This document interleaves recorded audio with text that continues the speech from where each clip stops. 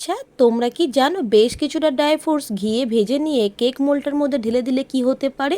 তাহলে চলো শুরু করা যাক। আর এটা এতটাই টেস্টি হয় যে কেউ একবার দেখলে অনায়াসে বানাতে পারবে। আর হ্যাঁ, কে কোথা থেকে ভিডিওটা দেখছো অবশ্যই কিন্তু কমেন্ট করো, তবে তো ধন্যবাদ জানাবো নাকি। আর কতটা সফট হয়েছে সেটা তোমরা দেখতেই পাচ্ছ।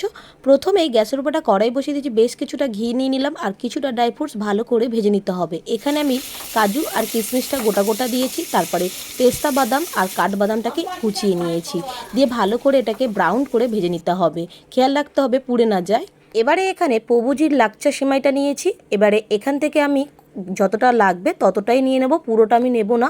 পরিমাণ বুঝে তোমাদের এখানে ইউজ করতে হবে। আমি এখানে 2 পিস লাচ্ছা নিয়ে নিয়েছি। আর এবারে আরেকটু ঘি দিয়ে দিলাম গ্যাসের উপরে যে কড়াইটা বসানো আছে সেটার মধ্যে আরেকটু ঘি দিয়ে এইভাবে একটুখানি গুঁড়ো করে নিয়ে এটাকে লো টু মিডিয়ামে রেখে ভেজে নিতে হবে। খেয়াল রাখতে হবে এটাও যেন না পুড়ে যায়। 10 টাকার দামে 2টো আমুলের দুধ নিয়ে নিলাম, সেটাকেও দিয়ে দিলাম। আর এখন আমি কিন্তু গ্যাসটাকে বন্ধ করে দিয়েছি, যেহেতু একদম গুঁড়ো দুধ দেওয়ার পর এটাকে দলা দলা হয়ে যাবে, খেতে ভালো লাগবে না। এবারে এর মধ্যে একটু কর্নেস মিল্ক দিয়ে দিলাম, এর টেস্টটা আরও বেশি ভালো আসার জন্য। তোমরা চাইলে এটাকে স্কিপ করতেও পারো, কিন্তু তোমরা কর্নেস মিল্ক যদি না দাও তাহলে গুঁড়ো দুধটা একটু বাড়িয়ে দেবে। যেখানটা আমি 2 প্যাকেট দিয়েছি সেটা তোমরা 4 প্যাকেট দিয়ে দেবে। এবারে ওটাকে আমি আলাদা করে সাইড করে দিলাম, মানে সিমাইটাকে তুলে নিলাম। এবারে ওখানে দুধ নিয়ে নিয়েছি 500 গ্রাম দুধ, আর এই দুধটা নিয়েছি আমুল তাজা, আর 2টো এলাচ দিয়ে দিলাম। কোনো রকম জলও আমি এখানে অ্যাড করলাম না। কেক মোল্ডটার মধ্যে ওই যে আগে থাকতে লাচ্ছা সিমাইটা আমি ভেজে রেখেছিলাম সেটা অল্প অল্প করে দিয়ে এইভাবে একটা সেট করে দেব। আর দেখো আমি কিভাবে দিচ্ছি সেটা তোমরা খেয়াল করলেই বুঝতে পারবে। এবারে এটাকে ভালো করে প্যাচুলাল দিয়ে একটু ঠেসে ঠেসে নেব। আর এখানে আগে থাকতেই আমি ক্রিমটাকে বিট করে নিয়েছিলাম, সেই ক্রিমটার মধ্যে দিয়ে দিলাম। এবারে দিয়ে দিলাম আবারও আমি কর্নেস মিল্ক, এখানে আমি হাফ বাটি নিয়েছি, হাফ বাটি কর্নেস মিল্ক নিয়েছি, দিয়ে ভালো করে ক্রিমটা দুধের সাথে মিশিয়ে নিতে হবে। এইভাবে আমি মিশিয়ে নিয়েছি।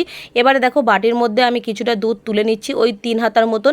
এবারে এর মধ্যে একটু কাস্টার্ড পাউডার নিয়ে নিচ্ছি। তোমরা চাইলে এখানে কেশরও দিতে পারো, কেশর দিলে অনেকটা পরিমাণে ফোটাতে হবে, তাই আমি এখানে কেশরটা না দিয়ে আমি এখানে কাস্টার্ড পাউডারটা দিয়েছি।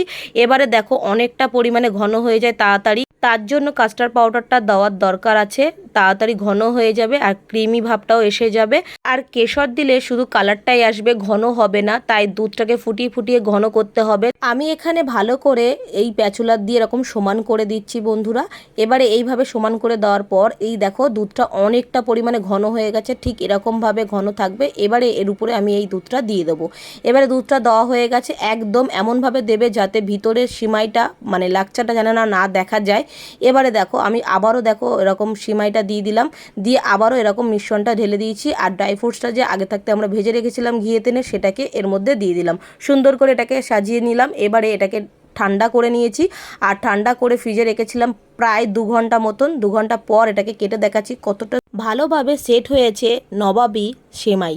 তাহলে এইভাবে একবার ট্রাই করুক, আর কেমন লাগলো অবশ্যই আমাকে কমেন্ট সেকশনে জানাতে ভুলো না। ভিডিওটি যদি ভালো লেগে থাকে অবশ্যই বন্ধুদের সাথে শেয়ার করে পাশে থাকার অনুরোধ রইল, আর ফলো করতে ভুলো না।